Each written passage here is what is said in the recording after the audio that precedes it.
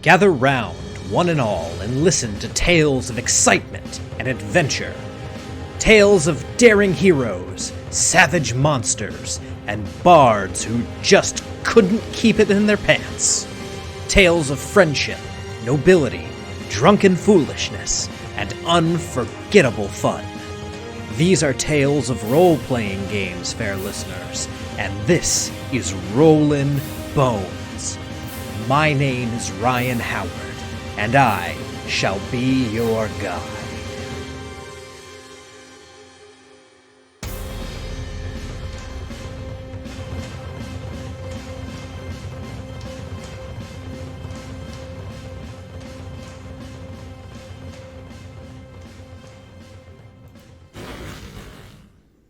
Good evening, ladies and gentlemen, and welcome to Rollin' Bones with Ryan Howard, your source for the best in RPG interviews.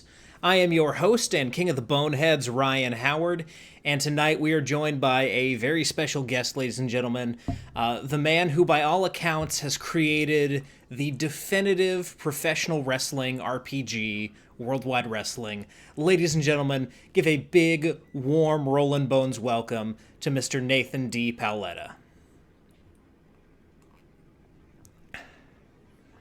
Nathan, how you doing this evening? I am good. Sorry, I just had a little confusion in my audio, so I'm sorry if I missed something that you just said. Oh, all good, all good. Hello. Just giving you a warm Rollin' Bones welcome, as we are wont to do here on Rollin' Bones. So, Nathan, basically, we're going to kick this off the same way we kick off every episode, with one small twist. I've got two additional questions that I'm just going to ask you here up front, since this is a special wrestling edition of Rollin' Bones. So first and foremost, I got to ask, what was it that got you into wrestling? Where does that story kind of start? So I originally got into wrestling in college, actually, which is I feel like the typical origin story is, watching the matches on Saturday morning TV or whatever as a child. But no, I missed wrestling as a kid, but a college roommate got me into it.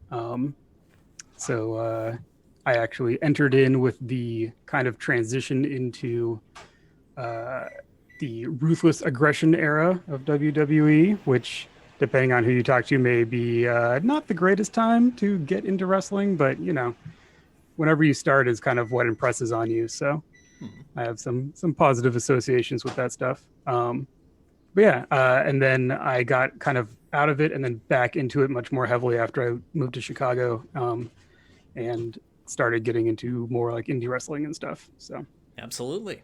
yeah. Chicago is one of the best towns to get into any kind of indie wrestling. Chicago loves its wrestling. Yeah, I didn't move here for the wrestling, but it was a fortuitous match. Absolutely.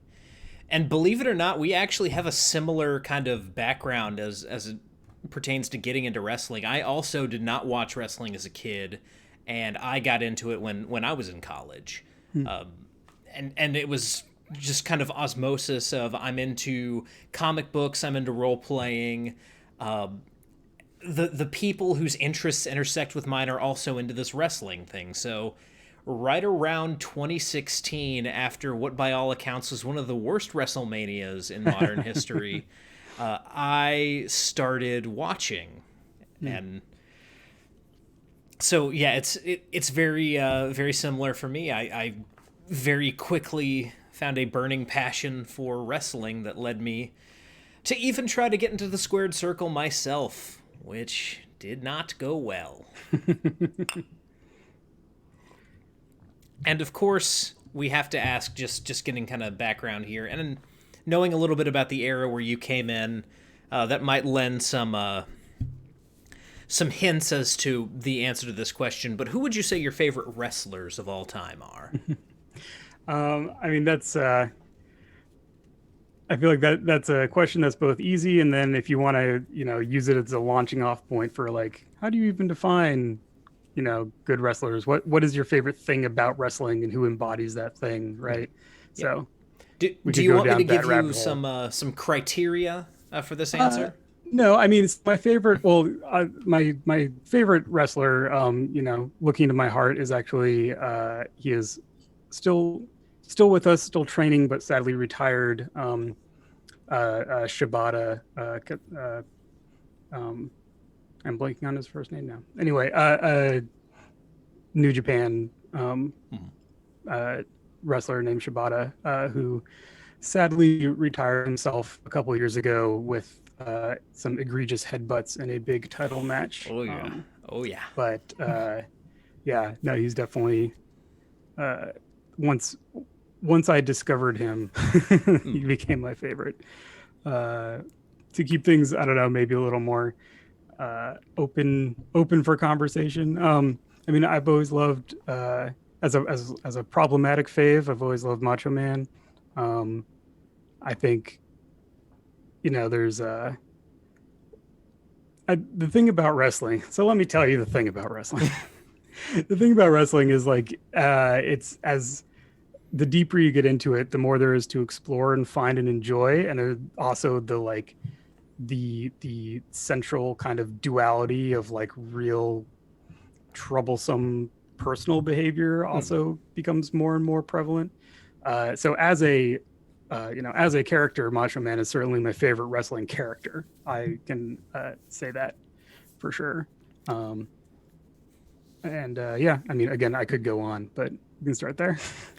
Yeah, and I mean that's definitely kind of a thing you have to deal with as you get into wrestling as an adult. As an adult who gets into wrestling or is into wrestling, the more you learn about the people behind the characters you see on TV, the more you realize that the adage of "work hard, play harder" is definitely in play with many wrestlers. There's a lot of pain involved in professional wrestling, and as such, a lot of guys tend to go to extremes to dull that pain. Hmm. And so there definitely is a dark side of the ring to name drop a recent documentary series. It's I think one of the most interesting things about the like how wrestling is now, like one of the most interesting transitions over probably 20 years or so, has been how that lifestyle has, I think, really changed a lot Hmm. for contemporary wrestlers. Like, I mean, living a life on the road is hard. Like anyone who tours, like if you're in a band or in any theatrical profession or anything that tours, like that's a hard life. But I think the like culture of being in wrestling has really changed to where a lot of the people doing it now seemingly have less of that stuff going on, Hmm. which is good. Like just in terms of being like healthier people who are coping with things in ways that do not cause premature heart attacks and stuff like that. Yeah.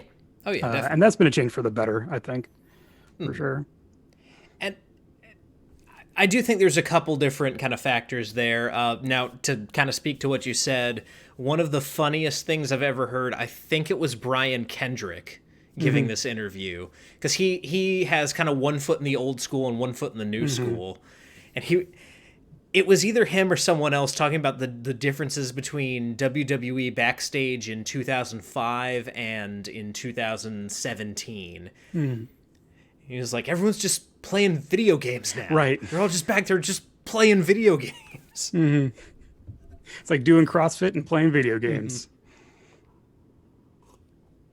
Yeah, which is funny because I mean, it kind of, you mentioned people sharing your interests, osmosing you into wrestling. Hmm. And then now we have wrestlers who also straddle the line back into the gaming community, like Hmm. Xavier Woods and Kenny Omega and people like that, who like either through inclination or through deciding to make it part of what their deal is, you Hmm. know, square the circle again back into video games specifically for most people, I think. But it's that Venn diagram of interests You know, the wrestlers are, it's kind of like how the people who are making movies now and the people who are writing games now are the people who grew up playing them or watching them or whatever. You know, the wrestlers now are the people who grew up seeing wrestling and wanting to be wrestlers, like, and having those overlapping fandoms themselves, I guess is what I was trying to say.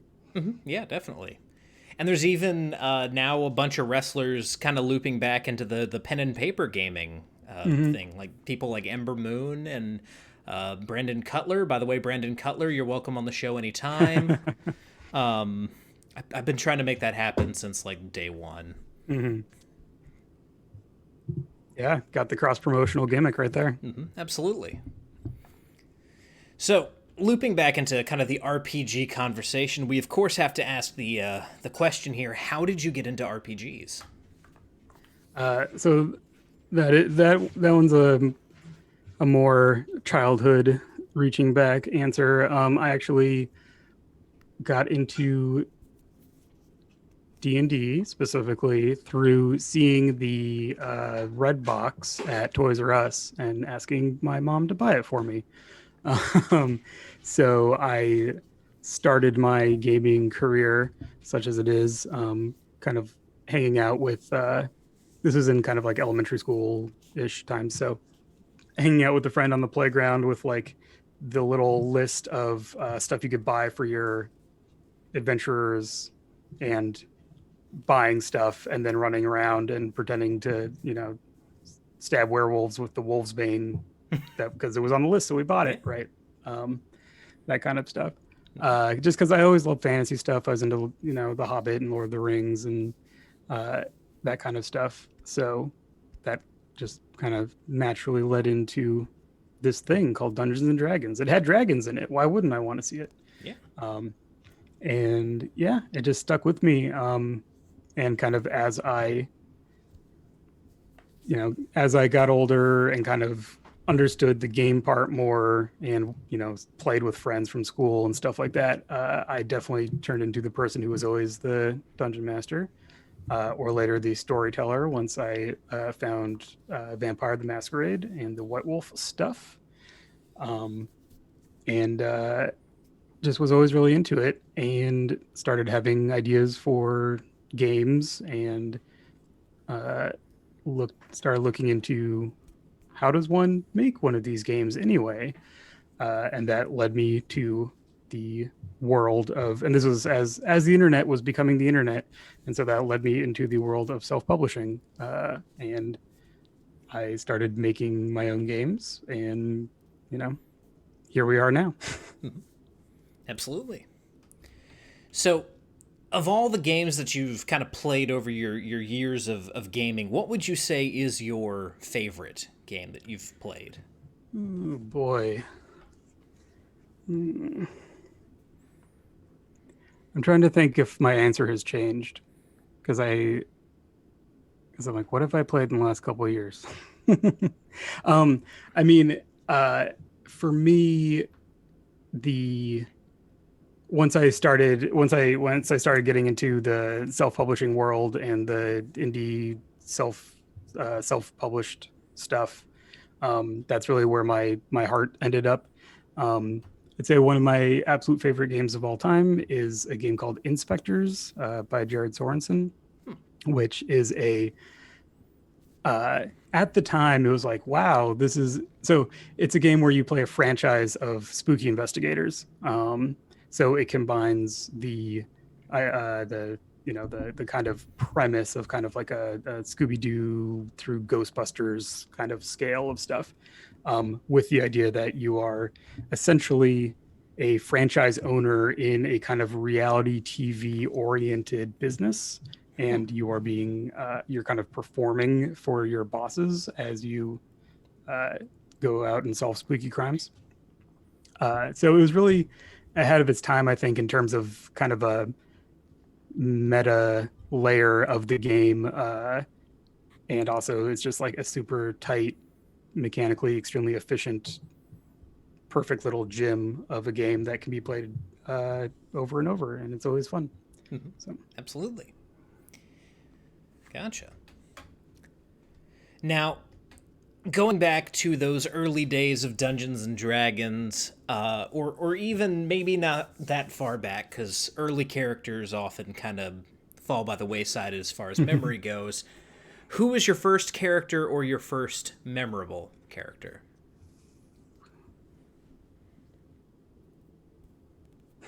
Again, I was always running games, so that's part Fair of enough. part of the hesitation. I definitely had uh, I definitely had a second edition paladin character that I wanted to play. Like, like I made this character, and then like I would be like, "Hey, someone else needs to run a game so I can play this, so I can play this guy." Like the full like paladin, flaming sword, uh, riding a Pegasus, like the whole. He was set up to go in that direction, right? If he got to high enough level, um, but none of my friends wanted to run a game, so Hmm. I didn't really get to play him more than once or twice. Yep, absolutely. Yes, Elfie, the curse of the forever DM. Hmm. A curse which Which is one reason why many of my games now are GMless, so that I get to play too. absolutely. Gotcha. So as a forever GM, a lot of us have a tendency to pick favorite NPCs that maybe follow us from world to world as we run our games. Do you have a forever NPC? Outside of the context of worldwide wrestling specifically, not really. A lot of my games are really kind of I'm I'm actually super interested in like structure and narrative and a little less so on individual characters. So a lot of the time when I'm running a game, I the characters that come up are in service of like something thematic or something structural or something uh, to move plot along. So I don't keep a super attachment to to characters between games. In Worldwide Wrestling, because I run demos of it so much, I have kind of a little group of characters that are my go-to, like the announcer character and the person who owns the company and stuff like that, because those are roles that are always needed. Yeah, So, yeah. Who's your general manager? so I've actually recently codified this so that so it's going to be in the book as well as just in my head, because I've put promotions together as a much tighter package for the new edition. We can talk about that later.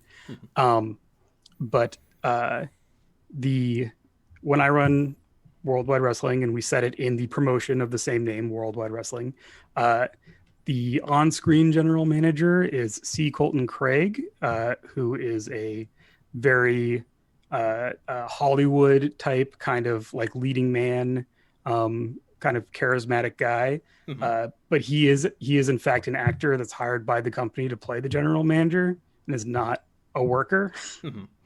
So then we can get into some duality with the actual the actual booker or whoever comes up as a backstage person.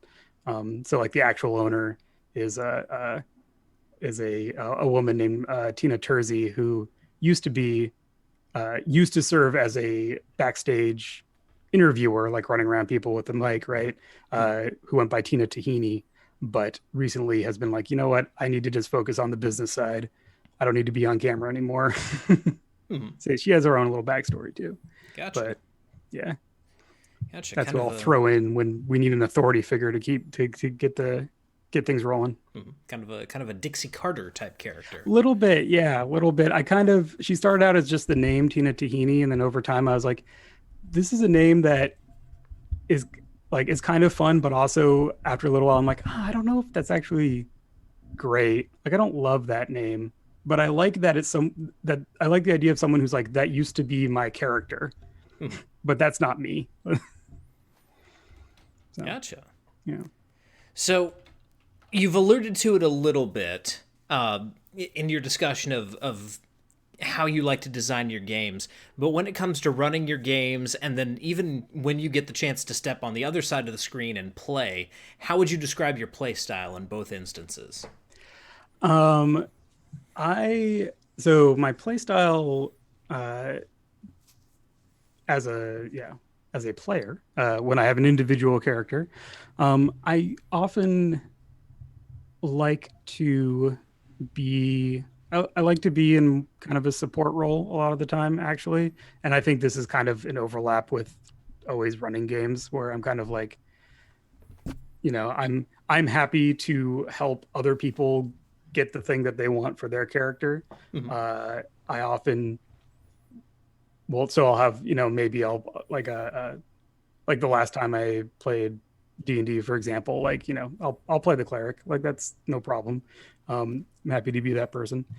Uh, but then if there's something that comes up that's like, oh, here's like a little storyline opportunity for me, I will run after that with both hands and be like, here's the thing, here's the thing that I want. But usually it's what comes up during play. It's not that I enter a character with something really strong in mind. Mhm. I like to react. I'm more of a reactive player in that way. And then when I'm running a game, uh, I like to have a bunch of kind of ingredients ready to go that I can kind of grab when needed and have kind of like a sketch of a plan. But one reason that the Worldwide Wrestling works the way it does is because it syncs up with my GMing. Well, I mean, I wrote it in order to sync up with my GMing style, which is having these kind of like structural elements that you have, but then be like ready to run with whatever the players throw at you at any time Mhm. and turn it all into kind of the coherent, story that we see on screen. And then that syncs up with wrestling, right? Yep. So it's all chocolate peanut butter kind of situation going on there. Hmm. Absolutely. Now, this is a difficult question for a lot of people because the kind of people who write games and do shows like this, we have a lot of fond memories tied up with this hobby. But if you had to pick a fondest RPG memory, what would that be? Uh, so, oh man. So for me, that's really tied up with social stuff for the Mhm. most part, like the people that I'm playing with or the people that doing this allows me to see. Um, like there was a brief period in early, the early 2010s when uh, myself and a group of other self-publishers had a booth at Gen Con for a couple years. And I think some I mean that's one of those things where it's like it's a lot of work and Gen Con's crazy, but that particular group of people, that particular time, and kind of doing all that work together was like very, very uh, was very exciting uh, and being able to like have a really good reason to be at Gen Con is nice. Mhm. Again, as a publisher, like you always kind of have to think about the business side when you're going to cons and stuff. So um, having that all sync up was really great. So it's like that's something where like gaming as a hobby would never like I never would have entered into that whole situation if I wasn't into gaming in the first place. And so in that way, that's kind of what comes to mind. Um, yeah, just like I have friends I never would have had elsewise. Um, those are kind of the best things for me that have come out of it. It's the people. Mhm. Gotcha. Well, the people are usually pretty great. I have met some of my best friends in the whole world Right. doing this great hobby. Sometimes, though, the people aren't so great. Sometimes there's people you just don't mesh with. And the worst of these people, we have this term of that guy for. So, Nathan, if you have a that guy story that you are comfortable with sharing on the show, please give us your that guy story. Mm.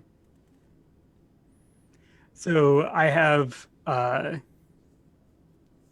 have a it's not really that guy's story. Okay, so I have a very quick one, which was one where I was at a convention and playing in a playtest of a friend's game, but it was an open, sign up, anyone could play kind of thing. And one of the other players at that table was falling asleep the entire time.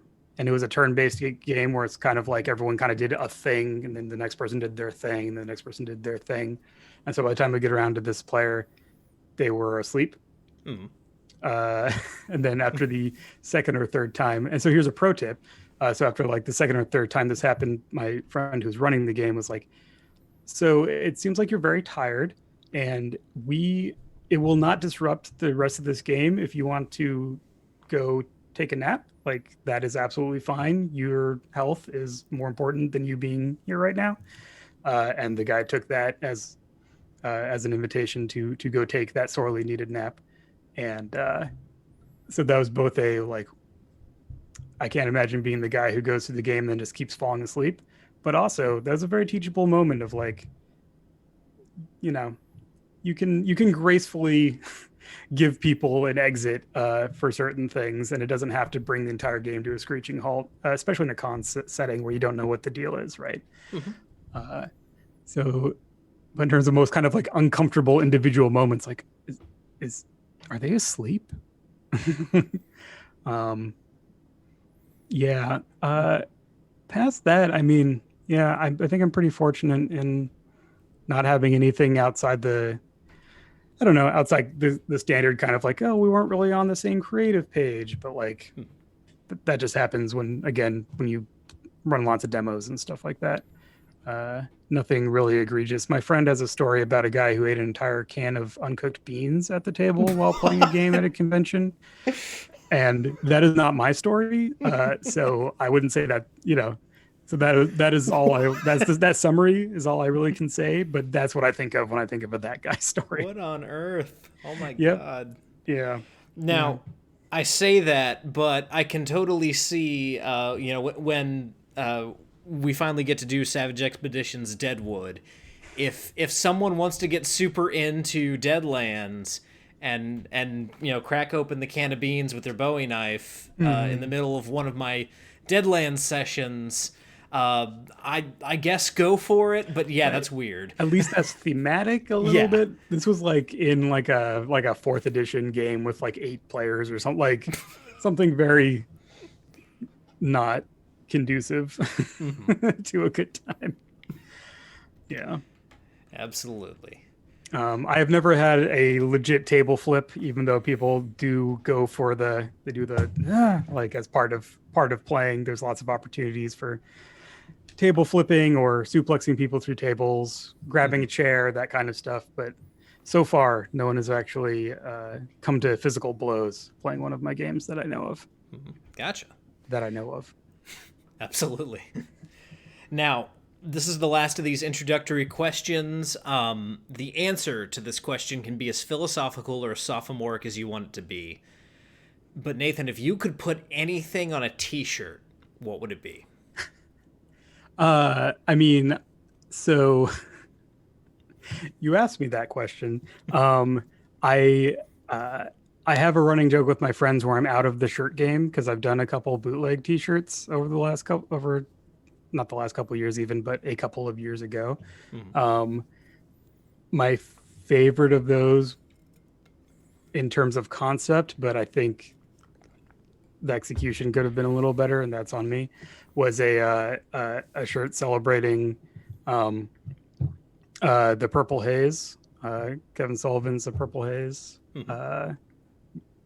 He came from the sea as part of the first promo with that guy, and so it's a Purple Haze / Jimi Hendrix style Purple Haze gimmick on a shirt. I thought it was great. Chris Hero bought one. Sweet. That's my claim to fame.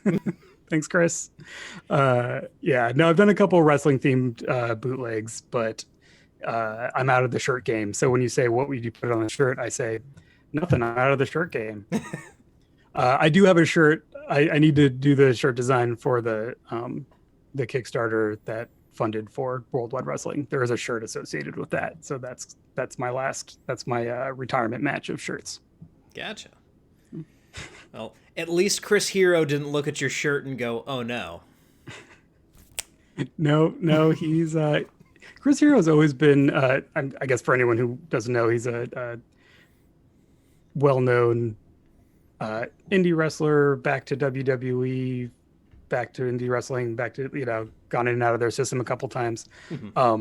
But he's always been very supportive of the fan community in indie wrestling, and like he often he's one of he will buy people shirts and zines and stuff.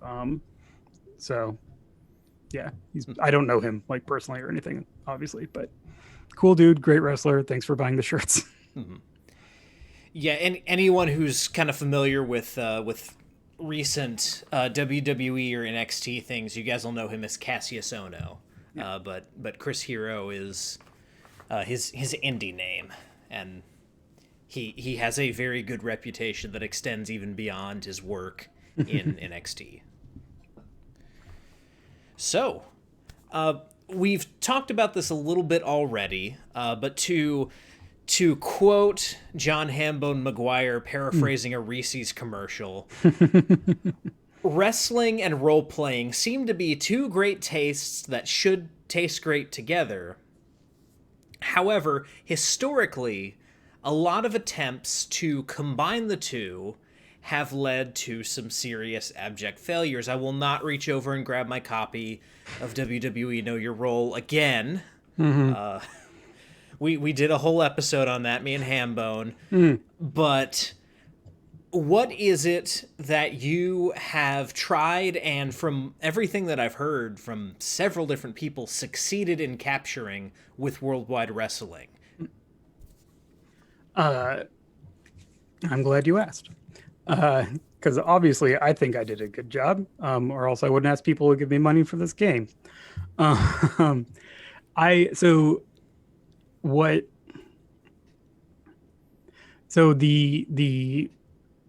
thing that makes Worldwide Wrestling work is that I very specifically and like on the surface say that you're performing for an audience. You're performing for the imaginary viewing audience.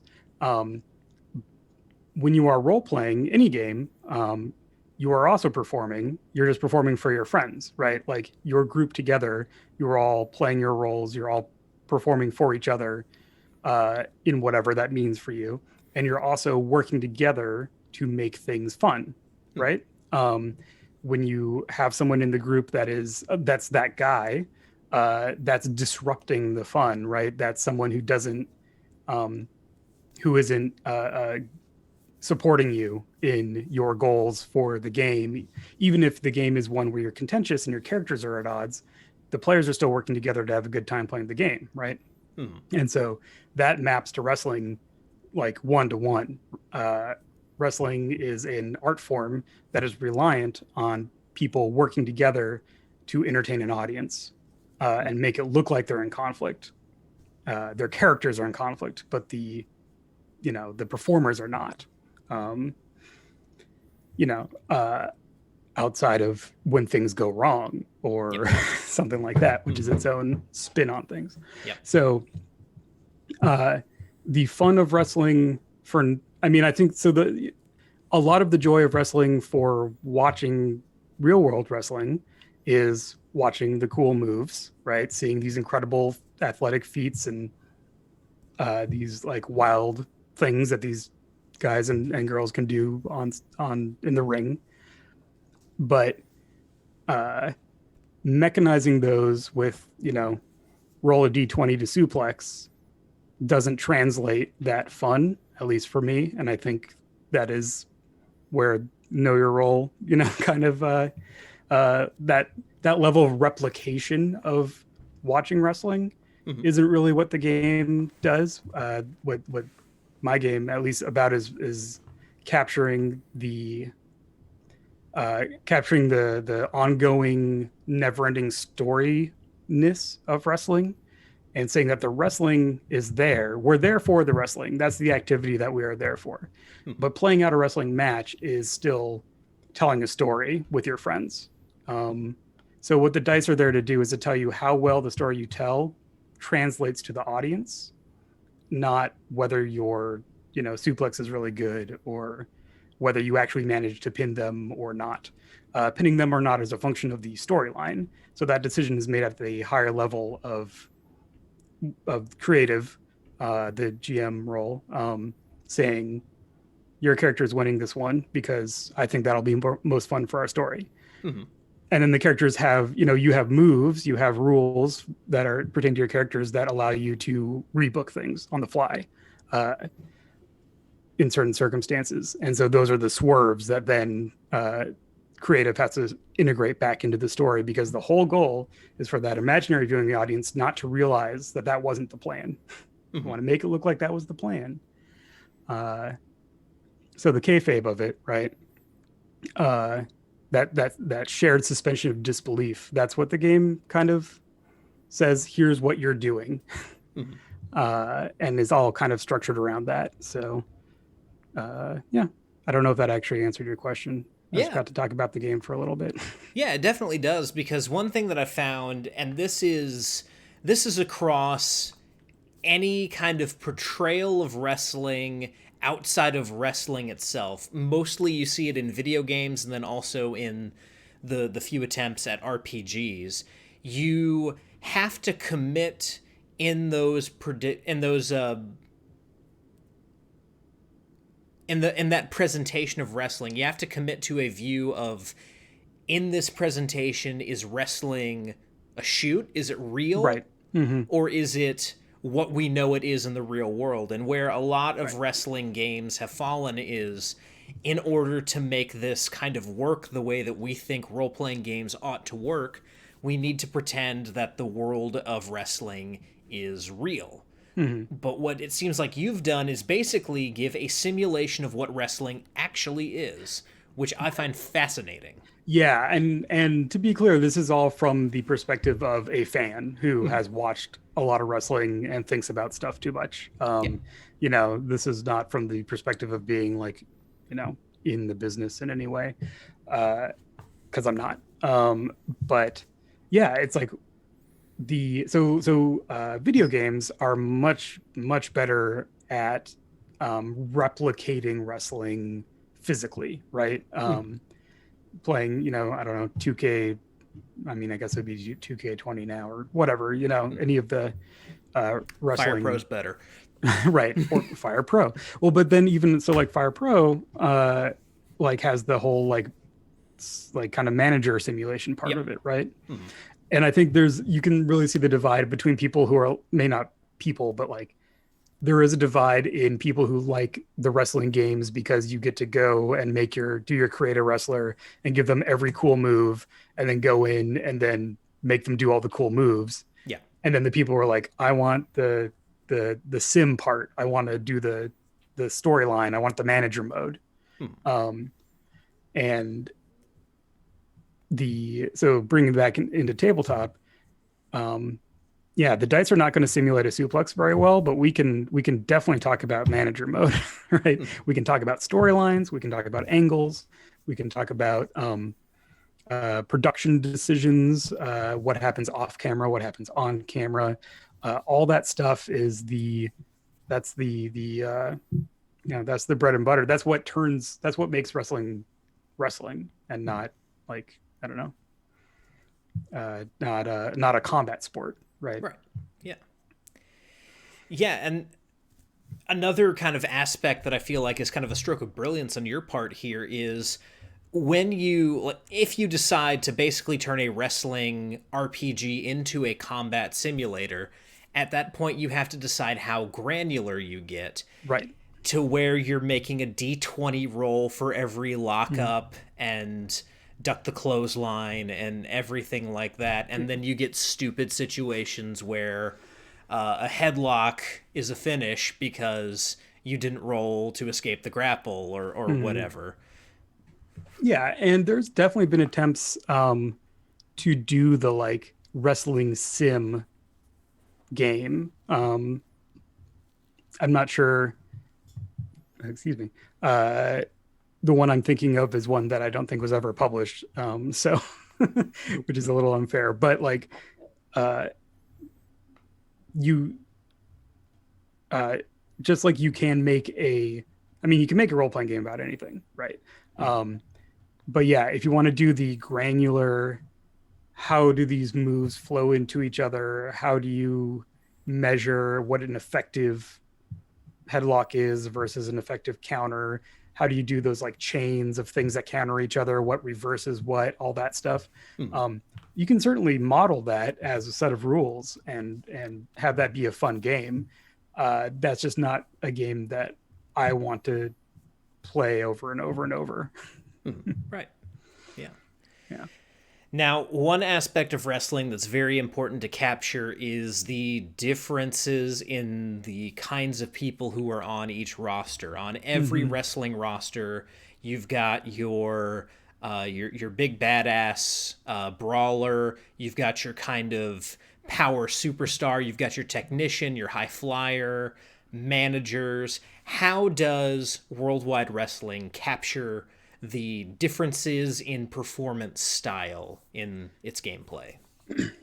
So when you create your wrestler character, you will pick a gimmick, and the Worldwide Wrestling is uh, based on a game called Apocalypse World. Mm, So it's powered by the Apocalypse for those who definitely. are familiar with that. Um, and so it uses the so I'll use the language of playbooks, but they're basically character classes, right? That you're familiar with from other games. So there's 15 gimmicks. Those are the playbooks, and so the gimmicks capture those archetypes without giving you like a load of detail about the specifics. So the gimmicks are the things like the monster, the technician, the manager, the veteran, the anointed, who's like the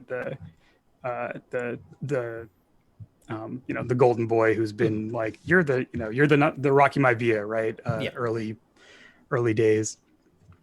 Um, and then within the gimmick, as a player, you will make your character, you'll make all your choices about what their actual small G gimmick is. Do they have a cowboy gimmick? Do they, are they a bare knuckle boxer? Are they highfalutin and too good for everyone else, like whatever level you want to engage with that. Mhm. uh, but yeah, the basic rule is that you don't share gimmicks. Everyone has a unique gimmick, so that gives you your diverse roster, in terms of each character kind of has their own niche, right? Mhm.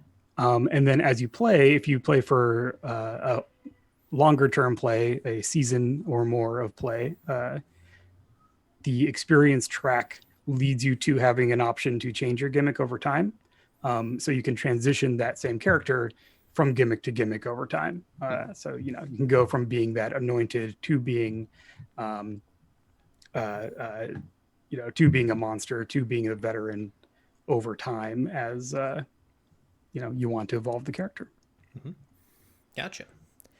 Now, one thing that kind of stands out to me as a possibility for this particular game, and I don't know how much you have experienced this or have tried to replicate it in your own games. It seems like this is a game that lends itself very well to what in the D&D world is known as the West Marches style, where you have Mm-hmm. a large party, like anywhere between 18 to some people do this with 20, and you have I guess in this case you would book out these matches and then have the people who were on the card for the evening actually show up or zoom in at that point and Mm-hmm. then run the matches. Is that something that you guys designed in there? Is that something you've done or seen done?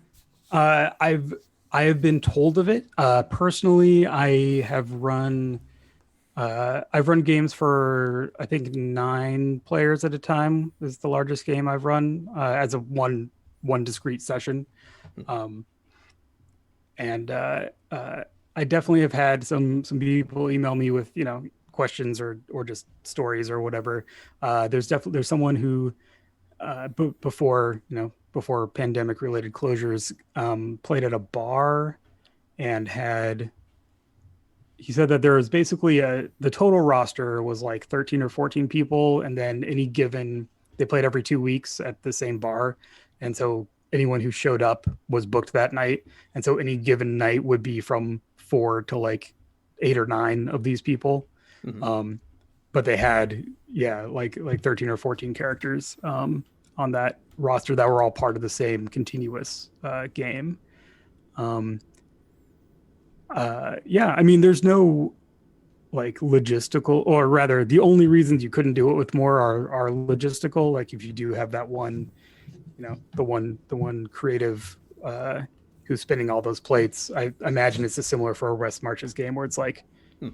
there's some level at which you can only work with however many inputs you have coming at you. But yeah, I mean, my default, like, I'm not too ambitious. My default for the game is like 5 or 6 players is a good sweet spot in terms of having like continuous storylines on the same that concentrate on kind of the same characters over a long span of time. And then a season of play would be like 6 to 12 sessions, maybe. That's kind of what it's tuned for mechanically. It's not like you would play for years and years and years with the same characters necessarily. I mean, you could.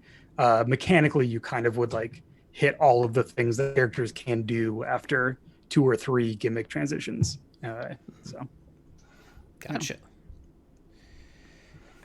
but you could always make a new character Yep. because Absolutely. Now, the initial version of this game came out in 2015, correct? Mhm.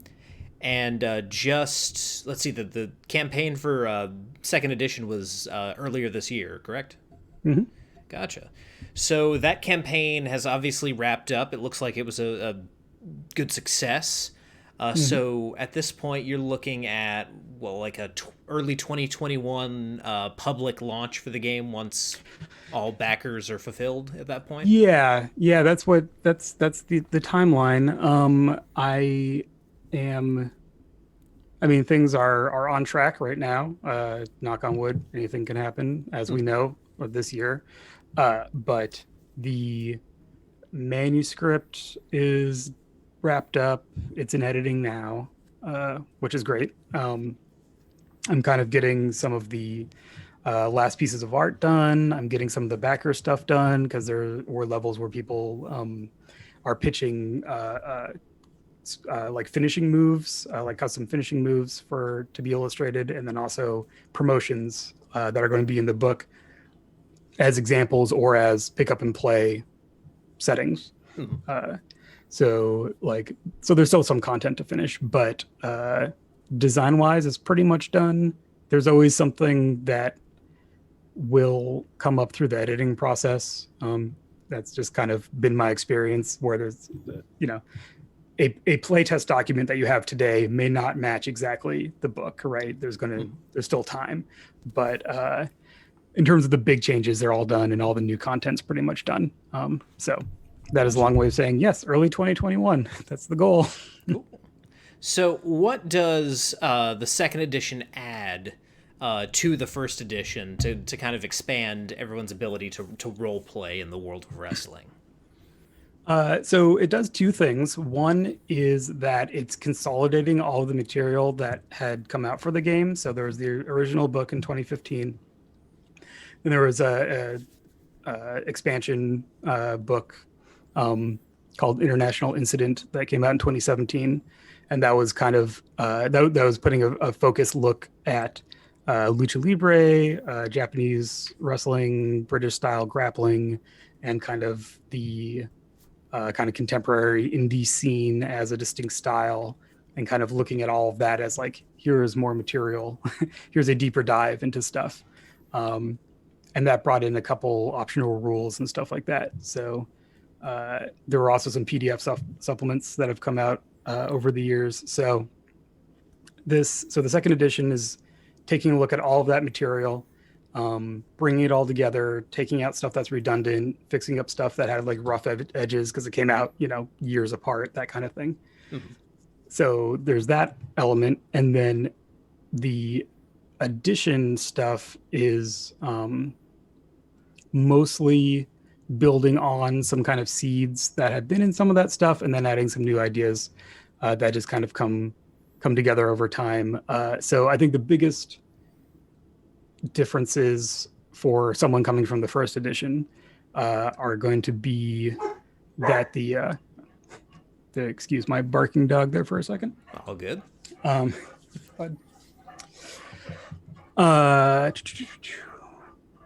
Right now, because I just finished the manuscript, it's all like kind of one big like I'm like, what even is new? What was in the old stuff?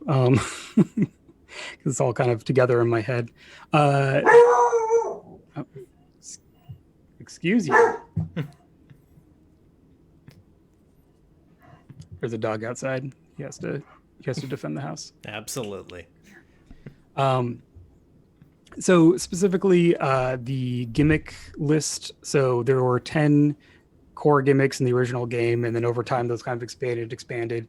So the second edition, I said there's 15. So that's kind of a consolidation and pruning and kind of bringing that back down to something a little more manageable. The promotion stuff is put a lot more front and center. So you can play a one shot and just need the character sheets and reference sheets and like some knowledge of the game and be good. But the additional stuff, if you want to play a longer term game, the promotion has rules. So it develops like a character. It can get experience. It can get new stuff for it. You can unlock new stuff for your promotion. And that's all based on how popular your wrestlers get, because experience in this game is based on popularity. It's as you get over, right? As the audience wants to see you more, that's what gets you advances, new moves, new cool stuff for your character. So as the characters get more audience, that is what levels up essentially the promotion as well. So that's placed much more front and center as a like default for play. You don't have to use those rules for promotions, but if you want to, they're like integrated very, very tightly. So there's that. And then the other new thing, this was in a PDF supplement. So I think it'll be new to most people, is a whole section on going on the road and playing kind of little snippets of scenes for your characters that are not performance based. So the game originally was focused just on the show that you're putting on for the crowd, whether that's in like an arena or whether you're like playing more of a indie promotion or whatever. But like, you're putting on your episode. Here are the matches, here are the vignettes, here are the pre-tapes, put them in your order and go. And then your next session is the next episode.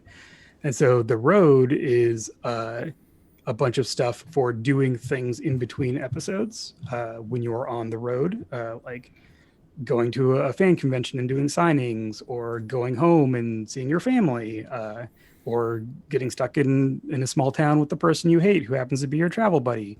They're kind of, if you want to venture into the life of your characters beyond the arena, that's all. There's a structure for doing that, which I think is pretty going to be new to most players.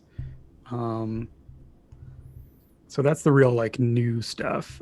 Most of the other stuff in there's a lot of additional kind of design notes and stuff about kind of the logic behind why certain things work the way they do. So then when people want to go off and do their own custom stuff, there's a stronger basis for how to do your own stuff. Yeah, and then just a bunch of little changes just to make things work better, and new art, new layout. Yeah. Gotcha. Now, Elfie will kill me if I don't ask this next question. So since we've already heard him on the show, what's the dog's name? That is O. Henry. He is a Beagle Bulldog mix called a Beeble. I mostly use my Instagram to post pictures of him. So if you want to see the very good boy, that's over at ND Paoletta on Instagram. Gotcha. Gotcha. Oh, Henry. There we go. Because as soon as I end this episode, if I hadn't asked that question, she would immediately go, "Why didn't you ask him what the dog's name The was?" he's the most interesting one. I understand. Yes, Elfie loves him. So Well, good. I'm glad to hear it. gotcha. But yeah, and Elfie, to address what else you said, the problem with Ronan making noise while I'm on the air is not him yowling about his pom poms. It's when he tries to dig in the litter box. That's when he's his most disruptive. Ronan, we have a big fluffy Maine Coon mix named Oh, Ronan, nice. and he is he's a little punk. I love him, but he's a little punk. I mean, what fun would it be if our very good boys and girls didn't demand our attention? Yep, absolutely. He's. I'm almost tempted to say he's like Chris Jericho in cat form, but Oh boy, constantly reinventing himself. yes. Somehow getting finer with age, better with age, like a fine wine. Yep, finding new ways to get heat. New ways to get under your skin. Yeah. Yeah. Yeah, I mean, I feel like that is one of the every couple of years is kind of like if you had told me 10 years ago that, moment, and I think, if you told me 10 years ago that like Chris Jericho would be the most consistently interesting wrestler of the 2010s, I don't know if I would have believed you. But here we are. Yeah. Absolutely. And the fact that he just decided at really kind of the height of one of his kind of most popular runs in WWE just to go, no, I'm done. I'm good. Yeah. I'm gonna Yeah, go over just to be here. like, yeah, I mean, there's something admirable about being like, I don't need to do this, but I want to do this. And it's like, good for you. Good for you for putting yourself in that position. Yeah. Yeah. Yeah, and he is making a superstar out of Orange Cassidy, a man with a gimmick that I almost feel like was born out of a wrestling role-playing game. Yeah. There's every so often, we'll, we'll have the conversation about what, what gimmicks are kind of contextual or kind of era specific and stuff like that. And like, I think there's something about the current era where it's like the post ironic Yeah. stuff, the social media era, whatever. And I feel like Orange Cassidy's like the guy who figured out how to do it well, like how to do it the most wrestling way. Where he's quite the character. I mean, I'm a fan. No. Yeah, it's been really interesting to see all the stuff that they're doing, and it's great. I mean, one guy that I'm super happy to see getting as big as he's getting right now is MJF, because I remember being at I believe it was a small convention center in Hickory, North Carolina, watching, and he wasn't supposed to be there. He was a last minute fill in for someone, but watching MJF go up against JD Drake from Evolve. That was a really good match. JD Drake's another guy that I took classes from. And so it was cool to see those two guys go at it. And even in that little tiny building, I looked right at MJF and I knew that is the most loathsome individual ever to set foot in a wrestling ring. And to see him just continuously up the ante the way that he's done, I love how much I hate that man. Yeah, I mean, I didn't know anything about him before AEW started, so I'm not super hot on him, but I can see how that initial, like, it's funny how like that exposure to someone live will give you that impression for the rest of time. That definitely is a thing. Like I saw shortly, maybe not shortly. I don't remember the timing, but I saw Keith Lee live exactly once at this like field house show here in Chicago.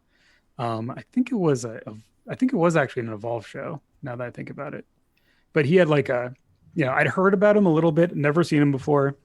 Never seen him like on YouTube or anything. Just like, people like this guy. He had like an 8-minute match with Penta L0M at the time, Pentagon Junior, and it was like the perfect 8-minute match. Like, not every match needs to be this huge epic thing. Sometimes you just want two guys who are really good to just beat the hell out of each other for a couple minutes, and it was just like that perfect little beautiful nugget of wrestling. And I'm like, Keith Lee's the best. I love Keith Lee. And I guess other people do too. So I'm glad that he's seeing success, is my understanding. Yeah, the first wrestling show that I went to in person, there's this great little tiny well, actually they're not little tiny, they're decent sized actually, out of Charlotte, North Carolina, called Premier Wrestling Experience, PWX. That's where Cedric Alexander got his start. Tessa Blanchard has been through there. Hangman Page was there for a while. But there's the first show that I went to that I got to see live and experience live wrestling. The very opening match, like pre-show match, Ace Austin was in it, and he's now currently the X Division champion and in Impact. And then later on in the card, it was again JD Drake versus Jeff Cobb, which was an outstanding match. Yeah. And then on that same card, Michael Elgin wrestled for the title. And then the main event match was John Schuyler, who has done a couple job gigs in NXT, and I think he's done one in AEW as well. It was him versus Cody right after Cody got released from WWE and was doing his kind of tour of the different promotions. Yeah. And that was the first time I'd ever seen Cody Rhodes wrestle, and it was a transcendent moment. Wow. Yeah. I managed to catch now we just get to tell wrestler stories, which is fine. Let me know if you want to bring this back to somewhere else. But I know what you mean about like seeing Cody. I haven't seen Cody live, but there is something where it's like someone that you've only seen on TV, and then you see them live, and it's like, whoa. There was a short-lived span of time between when Samoa Joe got signed to NXT, and he basically did like a farewell tour a little bit on the indies. Like there was kind of a couple month span where he just like went everywhere before he was going to go vanish into the NXT machine.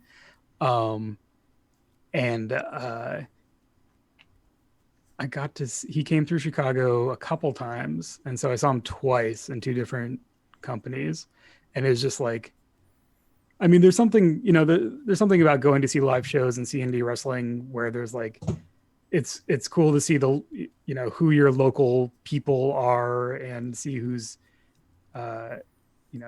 training and who's getting better and that kind of stuff. And then like Samoa Joe comes out and it's like, oh, that dude's a star. Like he is a wrestler, and he is just like charismatic and just like has all the tools, and he's 10 feet away and I can see all of his sweat.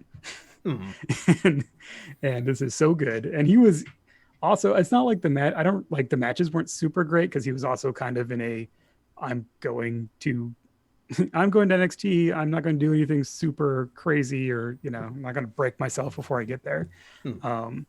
But just seeing like that star power in like a small venue it's an experience. It's really cool.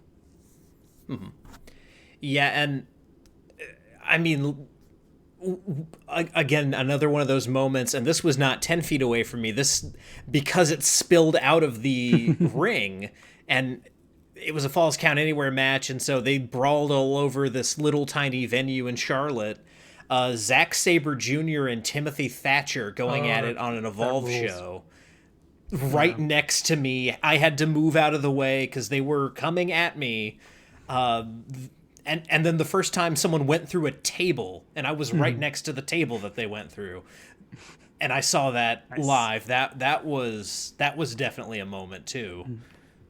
One of my absolute favorite matches I've ever seen live was Cedric Alexander versus Zack Sabre Jr. at an AAW show out here. Just like those two dudes, they're really good. They can put on an amazing match.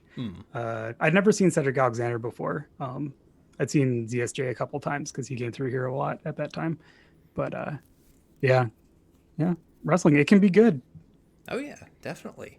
Yeah. And I mean, that's honestly something I've thought about kind of going back to.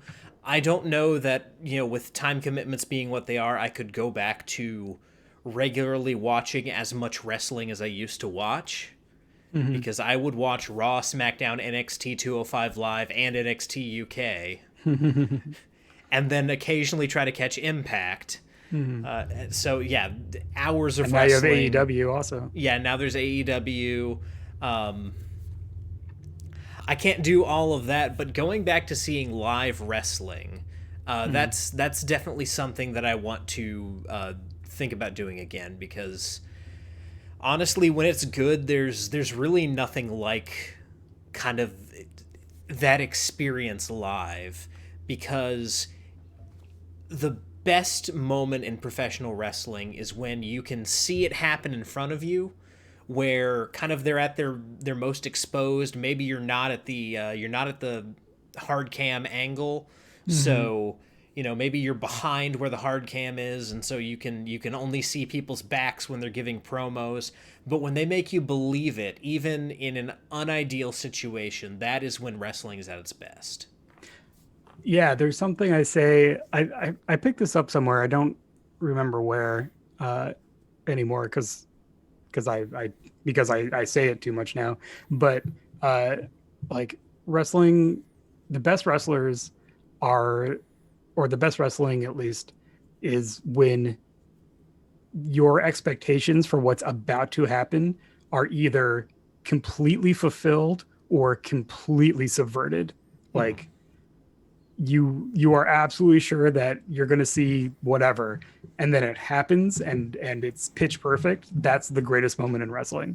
And then you're absolutely sure that what you're going to see, what you're going to see next, and it is exactly the opposite, and you are astounded by what a perfect switch that was, and like just kind of left in awe of like, wow, I can't believe I was so wrong, but that was the perfect thing to do. Those are the two moments that like make the circle of wrestling complete. Seeing what you want, and then seeing what you deserve. Now, I just have to ask this question because I have a pretty great bad story here. But what's the worst wrestling moment that you experienced live? Experienced live? Yeah. So the worst moment was actually at a oh man, I can't remember now. I think it was a WWE show. A friend of mine had tickets and then couldn't go, and was like, "Hey, anyone want tickets to this show?" And I was like, "Sure," because I usually out here. So anything that's in Chicago is not in Chicago. The venues are not in the city, so getting to them is actually not that easy.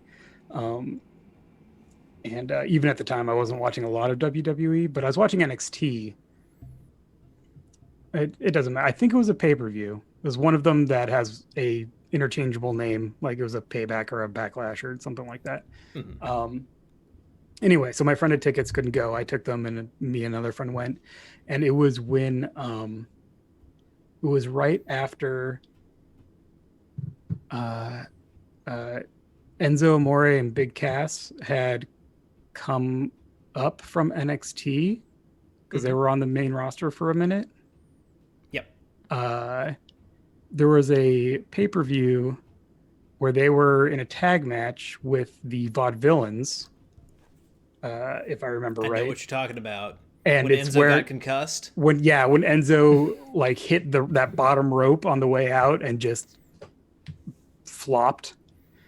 Uh, I mean, I know it looked bad on TV, but like Mm-hmm. in the building, it was like, did we just like, did I just see him die? Like it was terrifying. Mm-hmm. We were pretty far away. We were not in great seats, and so, you know, you're kind of splitting your attention between the screen and the ring. And like, I happened to be looking at the ring when he went out, and you just see just how his body fell out of the ring. I was like, oh my god. And then we're waiting, and finally they showed us on the screen that he was could move and stuff, and it's like, did I just see someone die?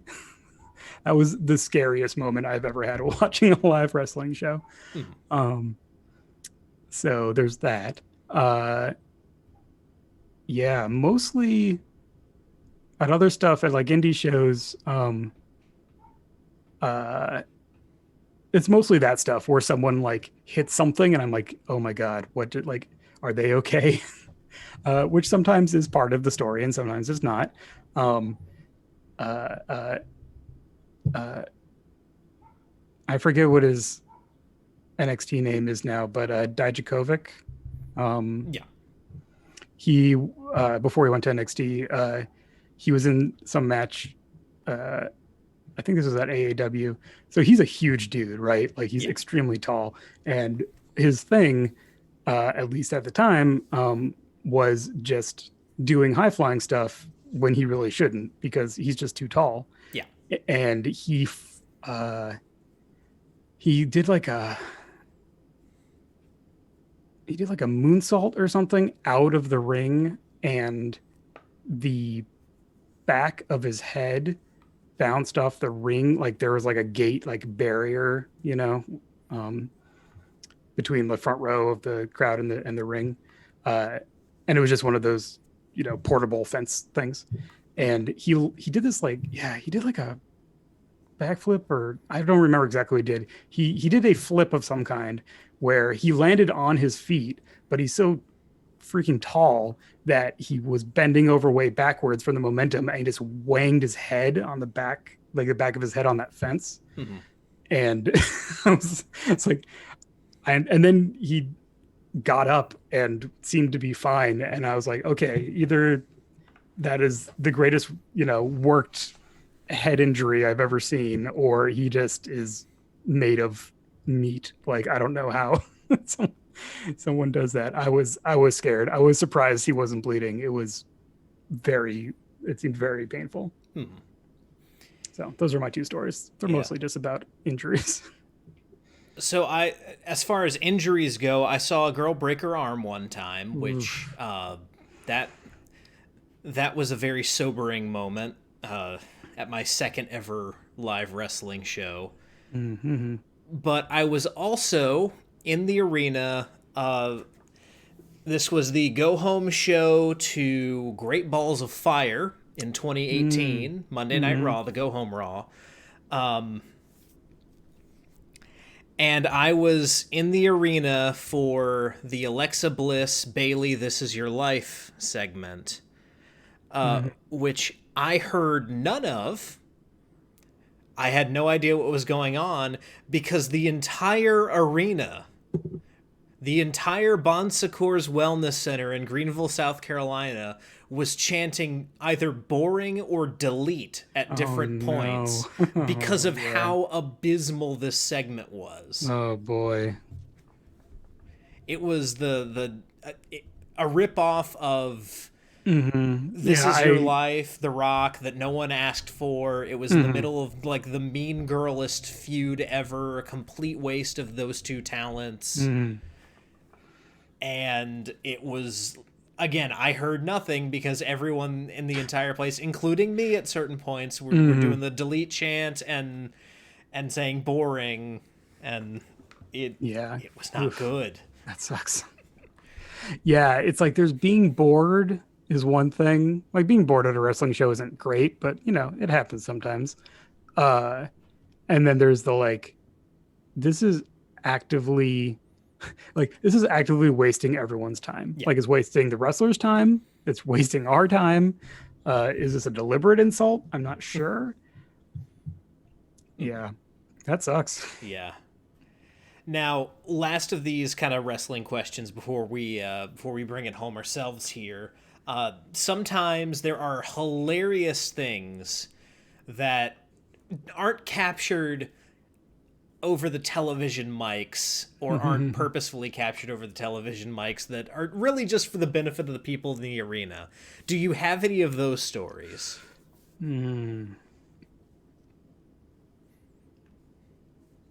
man, I don't know. Uh,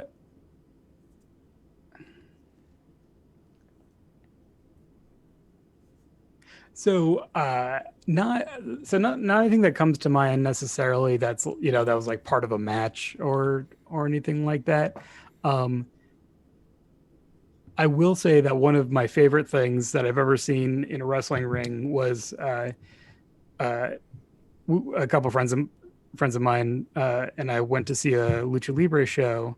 Um, that I don't even remember. I think it was just like we should go to one of these because there's this whole world of like indie lucha, and there's a big Hispanic, a big Spanish speaking population in Chicago, and so there's like shows all the time in like little places and whatnot. And so there was one. I think they were who was it? There was someone super crazy was there. Um, and yeah, so it was like, oh, and we get to see super crazy. That's cool. Anyway, so we went to this lucha show. It's all in Spanish, which I am barely like. I can read a little bit, but like I'm definitely not following the announcer when they're doing the announcing and stuff. So it's a lot of it's kind of fun because it's like wrestling transcends language, right? Like Yeah. we could see, like we had fun, like the matches were great. But in between the matches, all these like little kids with masks would run into the ring and just run around, and it was probably the most heartwarming thing I've ever seen because like kids just from the audience, because they're at a wrestling show and they got to see all the luchadors and they had their masks and they wanted to be in the ring. So they'd run in after matches and like take pictures with the technicos and stuff. And then they'd have to get like shoot out by the announcer and stuff like that. So yeah, not a great, not a great pithy story, but that was definitely one of the most kind of like, oh, this wrestling can be really nice. Like it's really like, family, it was like family friendly, lots of families are there, and it was also great wrestling. So there's my happy wrestling story for you. Gotcha. One time, I was at a Ring of Honor taping, and it was a 6-man tag. It was Dalton Castle and the Boys versus SCU. And Kazarian hit one of the boys with like a head kick. And Dalton Castle goes, "Come on, ref, that was a closed foot." And I just lost my shit for the rest of the evening over that line. That is very good. I do have a line in the manuscript somewhere that says closed fist punches are illegal in professional wrestling. Just want to make sure that is known. And then I guess the other one that's really funny, it was David Starr and Martin Stone, Danny Burch, for those of you who watch NXT UK. They were having like a super technical, absolute clinic of a match. And at the very end, they were doing the whole, is David Starr going to shake his hand? Because he was kind of flirting with a heel turn in that promotion at that point. And he goes to do it, and Martin Stone standing there going, shake my hand. And someone in the crowd goes, don't do it. And Martin immediately looks over and goes, why not? Nice. Yeah, it's those little moments where you really get the face to face that can really make it. Yeah. Yeah. Gotcha. Well, this has been a fun evening of role-playing talk and talking professional wrestling. Those of you who aren't necessarily into professional wrestling, I hope our excitement for this particular form of entertainment is at least contagious enough that you'll give Nathan's book a look and check out some wrestling yourself. So Nathan, at this point, I'm going to turn it over to you to promote anything that you've got to promote, anywhere you want to direct people's attention. It's yours now. Go for it. Great. Well, thanks again for having me. Always a pleasure to have these kinds of conversations. All of my work, all of my games, as well as zines and some podcast projects are at my website, ndpdesign.com. The page for Worldwide Wrestling has a download for the playtest documents for the second edition. So you could kind of, and that includes all the gimmicks. So you could kind of take a look at those if you want to get a sense of what I've been talking about. And if you happen to already have the first edition, the playtest stuff will kind of get you going into checking out what's new for the second.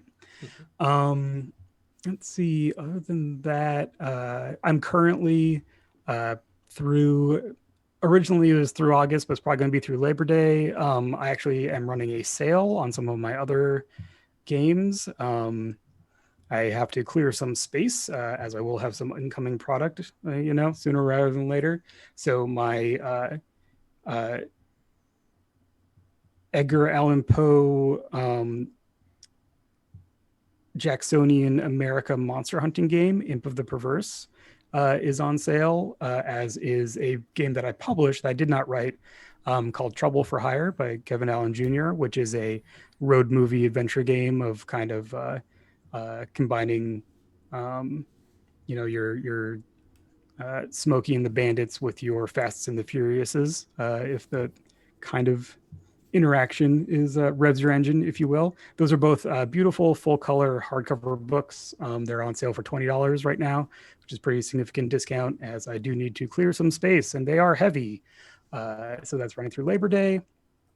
And yeah, other than that, I am not doing a whole lot of social media right now. In addition to the dog, I also have a small baby in the house. So, my focus is limited, but if you want to see pictures of said dog, or hit me up about anything on social media at ND Paoletta on Twitter and Instagram.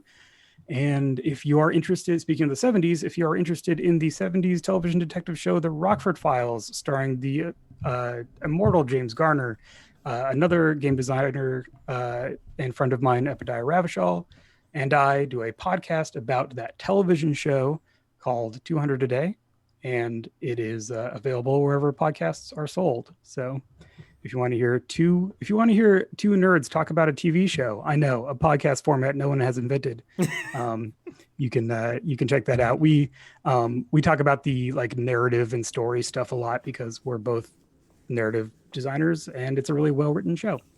So that's cool. My other thing to plug. Gotcha. Well, guys, that is going to do it for today's episode of Rolling Bones. Just to let you know what's coming up later this week, on Saturday, I have my hard copy and PDF of John Harper's Blades in the Dark, so I'll be doing a full-on review of that system, letting you guys know my candid thoughts on that particular system, since John's been on the show and so many of my friends have been playing that game. I'm excited to dig in and see what I feel about it. And then this time next week, 8 o'clock on Rollin' Bones, my friend Sean Andrews and I, he's a host of a Star Trek podcast that I'll be guesting on here in the not too distant future, we will be taking a deep dive into the world of Star Trek role playing, with special focus on Modiphius's Star Trek Adventures, which he is GMing a game that I am playing in. So we'll be talking a lot about Star Trek and its history of role playing, specifically about the recent stuff because it's really, really good. But until then, guys, whether you rolled a 1 or a 20, I'm so glad that you rolled your bones with me, Ryan Howard, and I'll see you next time.